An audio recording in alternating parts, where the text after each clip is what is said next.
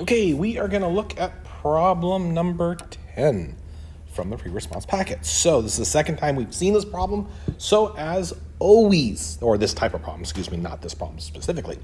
So as always, make sure that you do the problem first before watching this video. That being said, if you are continuing watching, I'm assuming as always that you have done this problem, or at least done as much as you can. So let's see what we got. We got a container that has the shape of a right circular cone, as we can see below.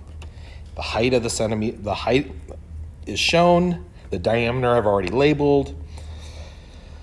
And we got this water that is evaporating in this, right?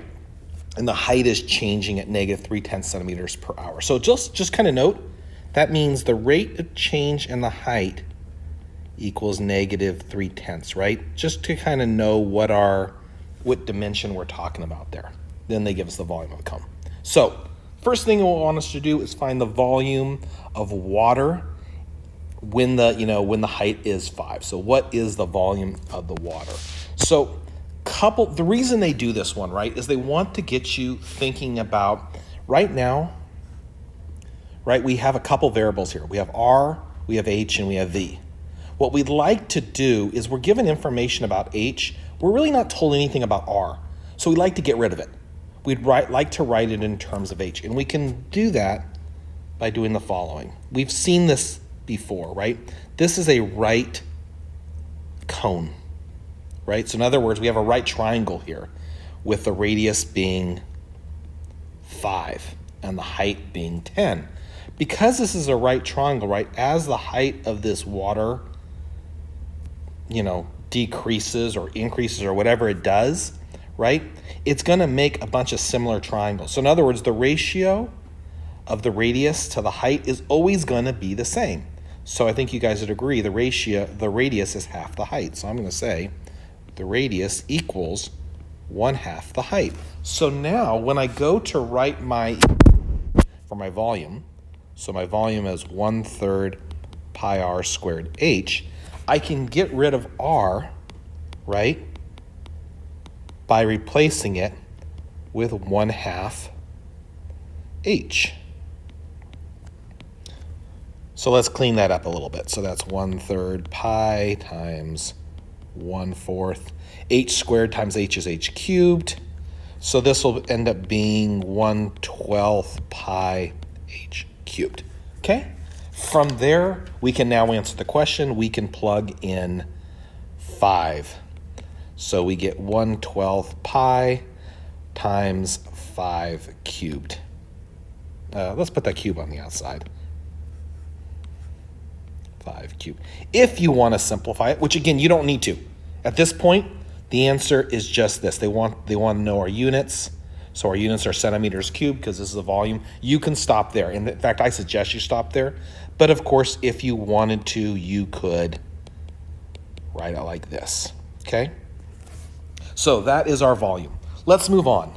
Now they want us to find the rate of change in the volume when H is 5. So again, this was the whole point of problem A, is so that we could get, and I'm going to grab it right now, so we could get an equation that's all in terms of H and V. So because again, we can't deal with R. We don't know what the rate of change in R is. So this really needed to be in terms of H.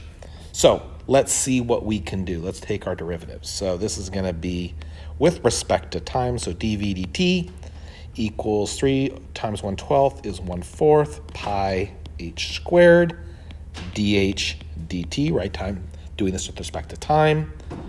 That is our formula. So now we are ready to plug in our information. We're trying to find the rate of change of the volume.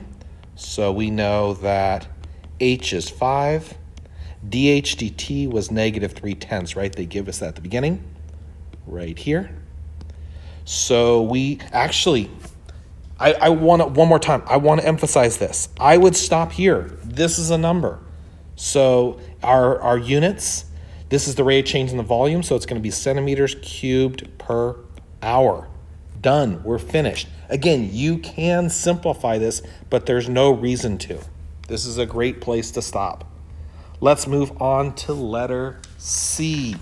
So show that the rate of change in the volume, in other words, dv dt, in the container due to evaporation is directly proportional to the exposed surface area of the water. So, note, exposed surface area of the water is just this part right here. It's a circle, right? It's the base of a cone, so it's a circle. So what they're really asking us to do is they want us to show that the rate of change in the volume is directly proportional. In other words, there's some number times the area of the, of that circle, right? We're trying to show that those two things are the surface area of the water, which is that circle, okay? So we're trying to show that those two things are the same. Reminder, directly proportional just means that there's some number we multiply by, our other stuff, okay? So let's see what we can do here. So dv dt, we have already found that. I'm going to go and grab it right. It's that formula that we already did. So why redo that? Let's go and grab it. So dv dt, I don't need this stuff. I don't need that. This is going to be equal to k times the area. Now, be careful. The area of a circle is pi r squared, right? But again, we want this in terms of h. So we already know that 1/2 h equals r, right? So in other words, the area of our circle is going to be pi 1/2 h squared. Let me double check. Correct? Because r is that. Yes. So in other words, we'll plug that in times pi 1/2 h squared. Again, I'm putting this all in terms of h because we know nothing about r. Let's see what we can do here. So 1/4 pi h squared. dh dt, they told us was -3/10. So this is going to be k times pi times 1/4 h squared. Notice, let's start doing a little canceling out. The 1/4 cancel out. Actually, I'm going to do this in red. So, the 1/4 cancels out on both sides. H squared cancels out on both sides. Pi cancels out on both sides. Oh, look at that.